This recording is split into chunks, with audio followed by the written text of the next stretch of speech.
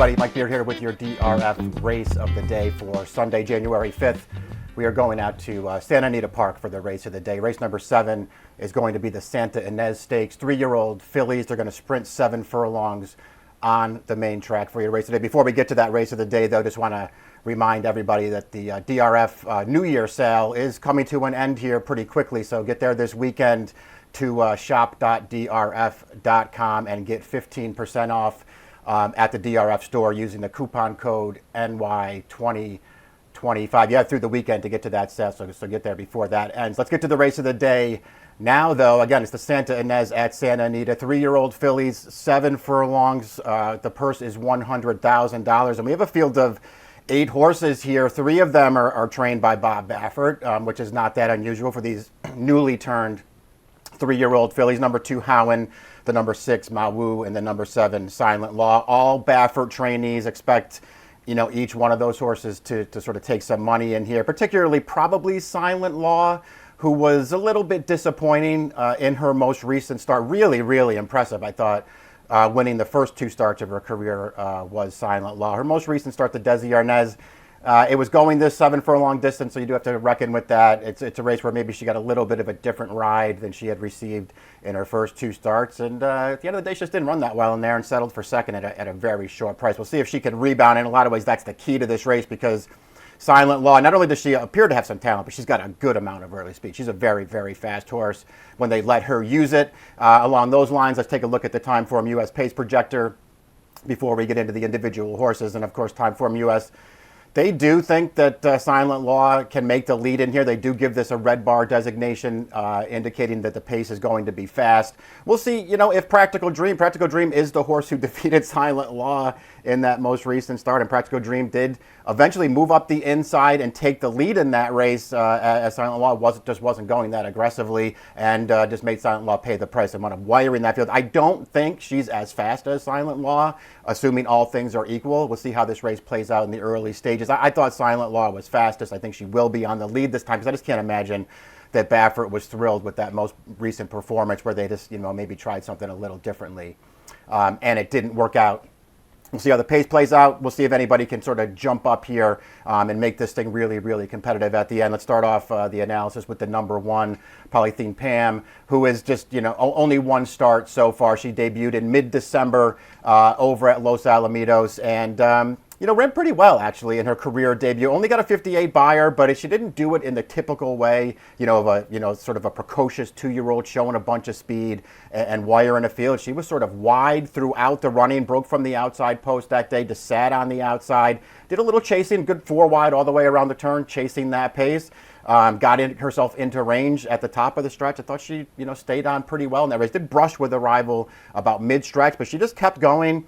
Edged clear at the end of that race. It was a good performance. They're going to step her up pretty significantly in class for this, so she's going to have to improve, but she might have a fast pace in front of her, and we already know that she can pass some horses if she's good enough. Number 2 is Howen, the first of the 3 Baffert runners. This horse debuted, has a distance pedigree, top and bottom, and she debuted in a 2-turn mile back in October here at Santa Anita. Liked her debut quite a bit, actually. Broke from an inside post. She had speed in that race, but they were not going for the early lead. Let a couple of horses clear her on that first turn. They just ranged up strongly on the backstretch. Tracked that pace.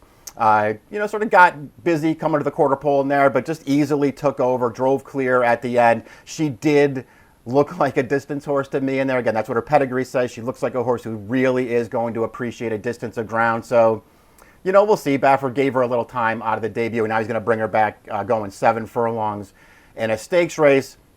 Won't be surprised when she handles it. I do think maybe her future is going to lie in longer distance races, but this filly does appear to be talented, and I do think she's a pretty dangerous horse in here. AZ Wildcat is the number 3. John Sadler trains this one, another horse who debuted, only 1 start on the way into this. Her debut way back at the end of June, going 5 furlongs at Los Alamitos.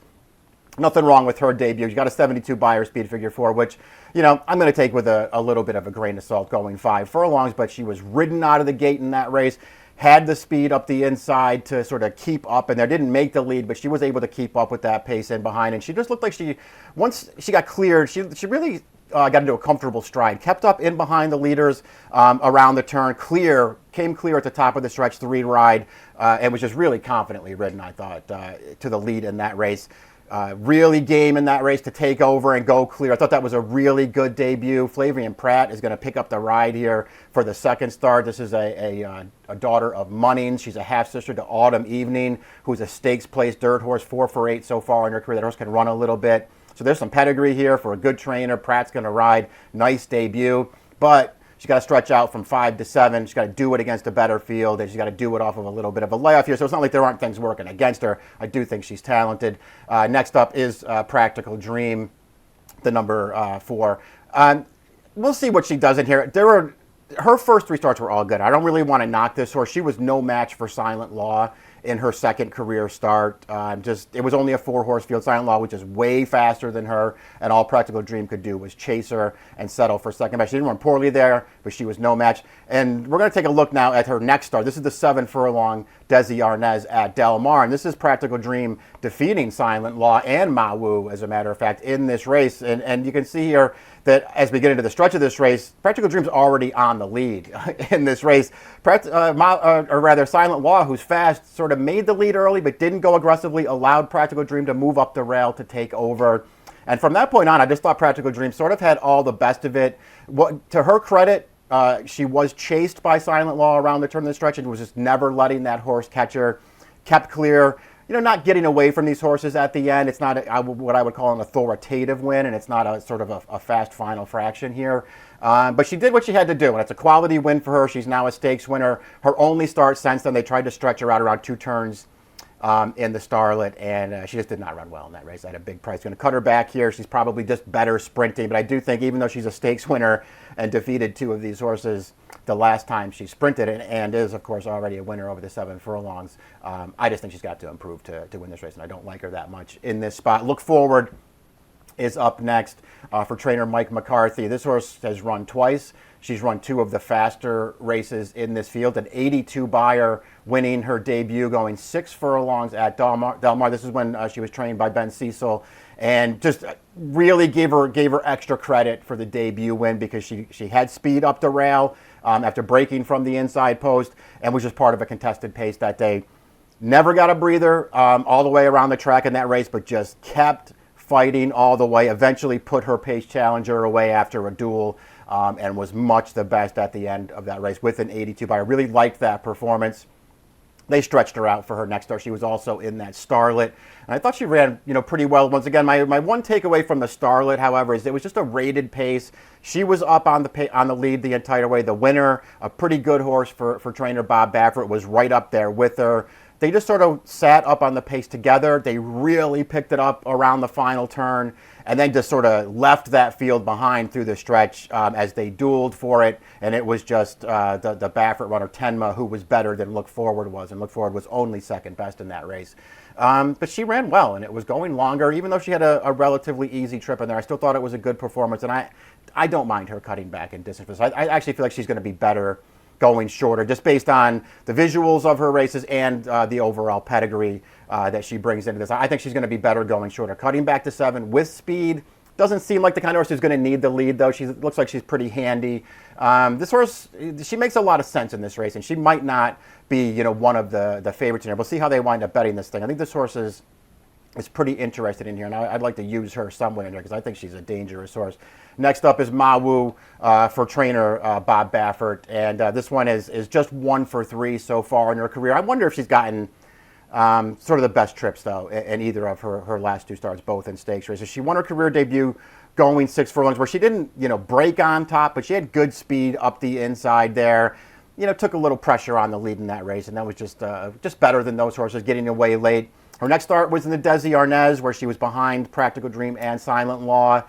Again, that was only a 4-horse field. This horse was rated right from the start of that race. The pace didn't really develop in the way that it kind of felt like it was going to develop for her, and so she just wound up chasing on the outside. And was just, sort of third, and it never looked like she was going to win, staying on at the end. not terrible, not great. Her next start also in the Starlet, as we've already sort of discussed. That was a rated pace. They didn't go fast in front of her. She gets bumped at the start. They rate her back to last early. They try a mid-move up the backstretch to get in behind the leaders. And then she's just chasing as the pace really picks up around the final turn and drops back again. Sort of ran a backwards race that day. I really think there were excuses to be made for her. Mike Smith is going to take over for this. They're going to cut her back in distance. She's got something to prove, to be sure. I think she might be a little bit better than she looks on paper, though. And she's not a horse that I would just totally dismiss. There's nothing flashy about her running lines. And when you watch her run, I don't think you're going to be blown away. But I do think she's had excuses in her 2 stake starts so far. And I think she's better than either one of those races suggests. Silent Law is up next, the number 7. I think she's the horse to beat in here.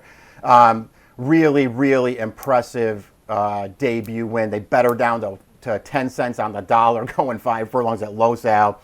Didn't, broke a little bit awkwardly, but just raced up, powered to the front around the turn in there and blew that field away. Never asked through the stretch with an 84 by a really impressive. Comes right back, wins a stakes race in her next start over Practical Dream.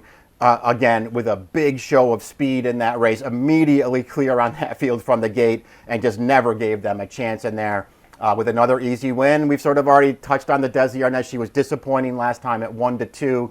But again, just a race where I'm not really sure what the plan was. Maybe Baffert told Hernandez to just not get aggressive with her and see if she can sit a little bit, because she brushed at the start. She made the lead, but you could see that Hernandez was not going to go aggressively with her. He sat off the inside. He let Practical Dream run up the rail to take over in there. It almost felt like they were trying to teach her a little bit of a lesson there. I don't know if they were worried about the 7 furlongs. That kind of stuff just seems silly to me. But, they let the horse make the lead, and then she chased her, and she just wasn't good enough. It never really felt like she was ever going to catch that horse. And it was disappointing. She is better than that. I got to believe that they are not going to be playing games in here, and they're just going to let this horse break from the gate, use her speed to make the lead in there, and then just see if anybody can catch her. She's got something to prove now, because she was disappointing last time. I would be very, very surprised if they just didn't allow her to roll on the front end here and see what happens. And I think she's the horse to beat in this race. One more horse to go here. The number 8 is Artemis, another horse who's only got 1 start under her belt. 66 buyer for her, winning her Del Mar debut at the end of November. That was going 6.5. Really, really impressive, I thought, winning that race. Got away from the gate well, but didn't send for the lead. Just sort of took a 3-wide trip there, sitting just off the leaders. The horse that wound up second there, No Bad Beats, had already run really well in her debut when she dueled for a long way with Look Forward, who's also in here. So that horse, No Bad Beats, already had a race and a good race under her belt. She was 2-5 in this race and on a clear lead as that field came into the stretch. And Artemis, we'll look at the replay of this race right now. She comes running with a good finish here and blows right by No Bad Beats in the final furlong here, is clear under the wire.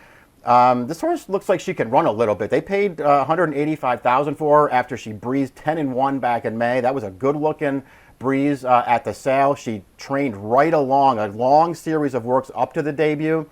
She has continued to train right along since that, and there are some strong-looking breezes leading into this. She's drawn to the outside with tactical speed. She's going to have to improve. This is not an easy spot for her, but I think this filly might be able to run a little bit. She adds a little bit of intrigue to this running of the Santa Ynez. Baffert, has got a little bit of a hold on this field, it seems like.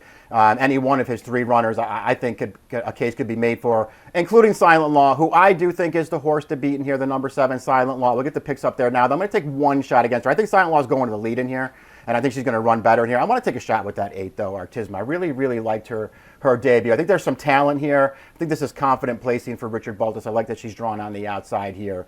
And maybe if Silent Law can blow all these other speeds out of the race, maybe Artemis can come running late here and get the job done at price. I'm going to take her. I went 8, 7, 5, and 6 in Sunday's DRF race of the day. It's the Santa Ynez. Pretty interesting race out there at Santa Anita for the newly turned 3-year-old fillies. The approximate post time for race number 7 is 5:30 Eastern time. Good luck.